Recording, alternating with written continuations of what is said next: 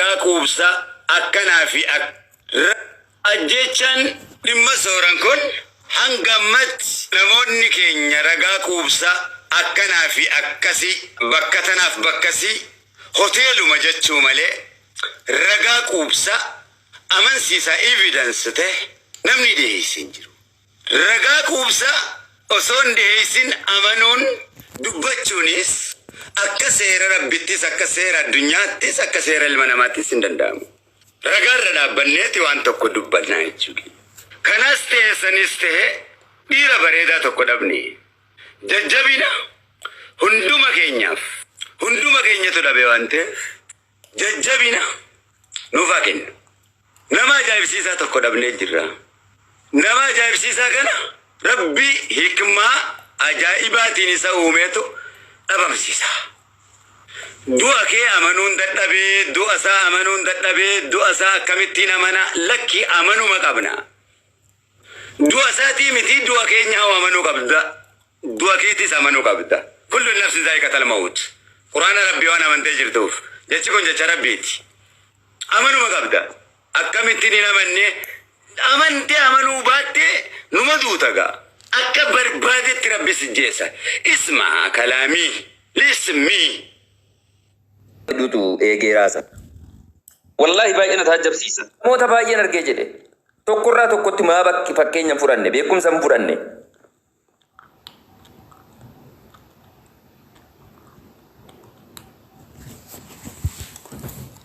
Obboleessi keenya sooraan kun jechuudha gaafa lubbuun jiru akka bakka ture jedhe. Namoonni disi keenyaan beekan ni beeku. Mucaan kun jechuudha. Isinii galee? Baay'ee tokko jechuudha hojiilee isaatiif maallaqa ittiin hojjetu akkuma sana namoonni yaadan maaliin irraa fagaatanii baay'ee dararamaatti xaaraa kan ture jechuudha isinii galee.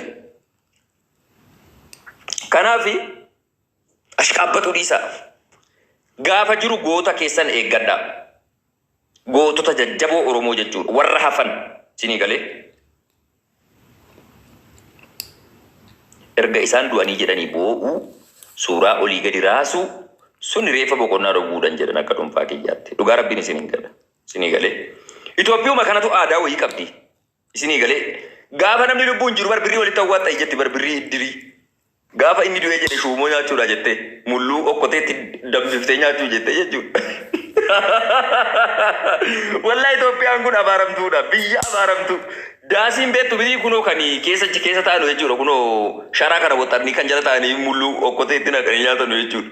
Shuumoo nyaachuudha jettee birrii hawwaattu jetti. Bar nama jirurraa gaafa inni lubbuun jiru bara osoo birrii wayiitiin beektee waa daldalee keen isinii deebisa. Naali keessa hidhee osoo isaan gaafate wallahi sumuni tokko hin kennanuuf. Gaafa inni du'ee jedhe garuu inni kaabaa inni kibbaa du'eera jettee walitti naannoftee shuumuu abaaritti harcaafatti. Biyyee haa nyaattu. Wallahi. Wayyoo Itoophiyaa wallahi biyya raajiiti. Biyya cubbuuti biyyattiin kun kanaaf rabbi guddina dhowwee haadha si darara. Kanaaf yeroo kamuu rakkataa teessi. Indee gaafa inni lubbuun jiru maaf waan gooneef. Anna dhiba yeroo baay'ee maallaqa walitti buuftee jechuudha sumuunii doolcheedhaan walitti buuftee kan iddirii jettee lafa kaa'atti gaafa ni du'e nyaachuudha jettee. Namichi sun adda rakkatee mana isaa waan bulu dhabee jechuudha waan ali keessaa re'ee wayii bitadhee lukkuu wayii bitadhee horsiisadheen ittiin xiqqoo jijjiirama agarsiisee maallaqa isinii deebisa osoo jedhee doolchee cabdutti hin kennitu. Gaafa inni du'e garuu didhiidhaan wuuwii konkolaataa jiran of buusan naqaba dhiisaa jetti. Hissobdii bara. Maalibboo? Maaf ol sobna? Sira yoom jijjiirama uummanni keenya kuni machinoo miqqayyaroo. ሰው በህይወት እያለ አድርግለት ከሞተ ሞተ አበቃ خلاص እነት ያሽቃበጠ ዲዲዳን ዲያሲ ከሰተ ሲቡና ዱኛታ ኛቱ ሱኒ ገራ ጉድ ፈታ ጅርተ መዳን አፈዋ ፈየዳን ጅርቱ ጀቹ ለሲገለ ማፊ ፋይዳ አይሺ ዱጋ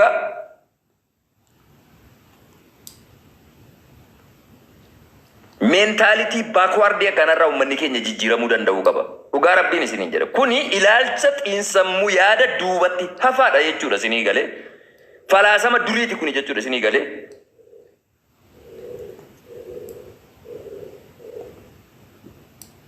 gaafa geeshootumaa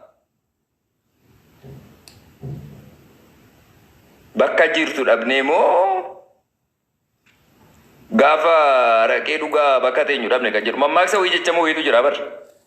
Dhugaa gaafa hojii isaa gaafa jireenya isaa gaafa rakkoo isaa gaafa dararaa isaa bakka inni jiru hin beektu gaafa inni waay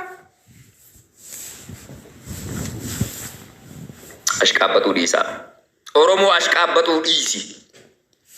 Fakkeessuu dhiisi asmassalu ta'u. Rabbis laftis waaqni si taajjaba. Ta'u. Gootota hedduu qabda lafaa. Gootota hedduu, hayyoota hedduu, abbootii amantaa hedduu, abbootii gadaa hedduu. Kan saba kanaaf waa hedduu buusan waa hedduu illee buusuu danda'an. Waan isaan barbaadan cinaa dhaabbadhu. Isinii galee. Erga isaan du'anii jedhee khalaas. Maafi bitu haddis. Arabi fadu badde maane askut. Wallahi miidiyaa irra deeme yaada namaati. Ani jechuun waan dubbadhuuf mogootiif hin dubbadha malee koomantii namaa jalatti mana namaa jalatti waa dubbachuu waan ta'e hin jaalladhu jireenya koo keessatti. Maaliif namoonni yaada isaanii kana kallattiidhuma garii miidiyaa kanarra wanti inni ashqaabbatee olii gadi barreessee faarsee maal godhuun dhaabni jedhu. Attenshinii namootaa haak gochuudhaaf harkisuudhaaf sun immoo bu'aa hin qabu. Wallahi isa dhugaan isiniin jedha. Ummata fooloon keessa saafee guddaa galatoomi. Gaafa ni lubbuun jiru waa biraadhis pilaatfoormii numa sooshaal miidiyaa kanarrattu gaafa ni lubbuun jiru kan fooloo hin godne erga inni du'ee jedhee dhaqee fooloo godha. Mucaan deengedde sooraan sun jechuudha fooloo warra tiiktookii irratti 90 qaba. Amma 123 seenee. 30 ol jechuudha guyyaa 3 keessatti dhaqee fooloo godhe. Qabrii keessatti isa wajjiniin dubbachuudhaaf waan inni maxxansu ilaaluudhaaf boolla keessatti. Osoo humna qabaadhee mucaa boolla jiru sana ol kaaseen isa dhaqee isa fooloo godhe isa du'aa sana dhaqee fooloo godhe sanaan boollatti deebisa. Osoo humna qabaadhee osoo aangoo wayii qabaadhee. Dhugaa Rabbiin isiniin jedha. 133 gahee jira jedhan. Mucaa boolla jiru sana boollaa kaaseen dhaqee isa du'aa fooloo godhe sanaan boollatti deebisa. Osoo humna qabaadhee ani jechuudha parsanaalii. Dhugaa Rabbiin isiniin jedha. Maal godhiidhaafi? Gaafan lubbuun jiru sabbaa kee turte biyyee nyaadhu. Ummata waa biraa miti laayikii wal qusatu dabara Oromoon. Dhugaa laayikii jechuun nama beekuuf waan jedhu nama jaalatu. Ummata taaptaabii qusatu bar. Osoo 300 pooyin taa'ee si daawwatu taaptaap godhee 200 2,300 galchuu osoo danda'u harka maratee akka dadii taa'u barka hangaaroo. Dhaloota sobaa jechuudha sobina dhiisaa wallahi alazim. Bishagli fil aqlaaqil mazbuut itti arabnee yeroo dubbattu waan akkana kana. Yoo jiraatte yoo hojjette dhugaa irratti hundaa'i.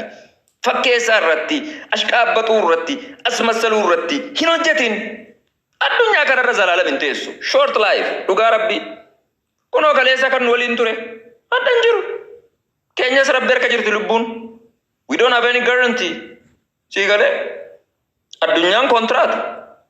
Kontraatnis yeroo dhume jedhee nama geggeessiti. Kanaaf waan gajirtuti waan gaarii godhi. Waan nama sappoortu godhu godhi. Kanaaf akkas. ما في مظبوط يا نفرات والله بفكر بالمئة كنافي أشخابتو الإيسا أسمسلو الإيسا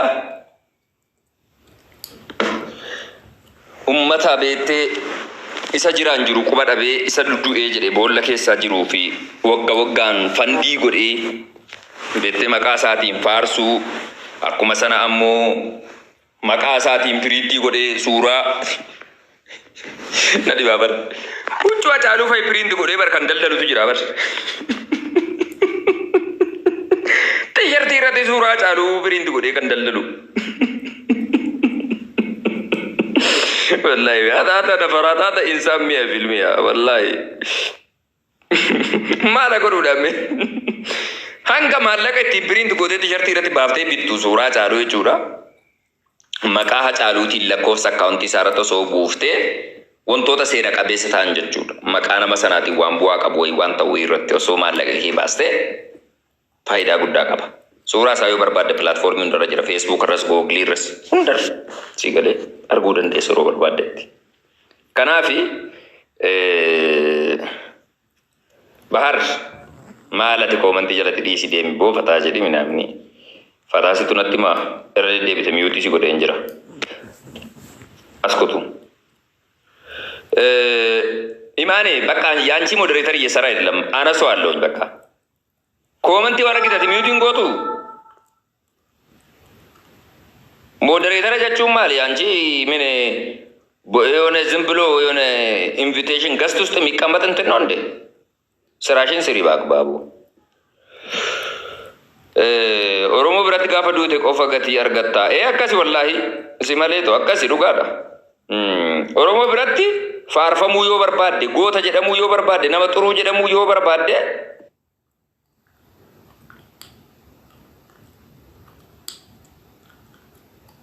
on kana jette way namni son nama turuudha oromoodha waa guddaa godhaa bisa mushkila assalamu alaikum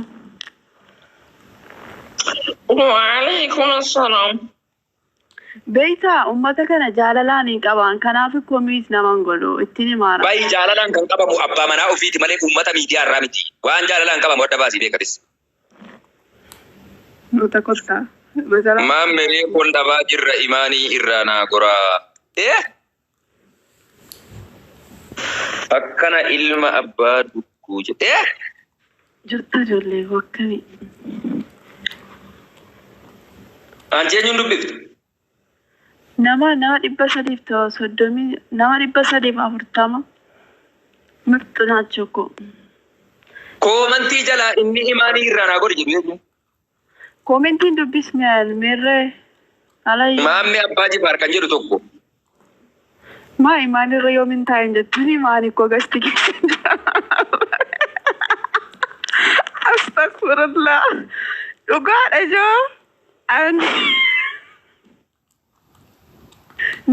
no akkasii miti sireesiidha bari yaani an bahareen jiraat Itoophiyaa jirta yaani eessatti wal argina laa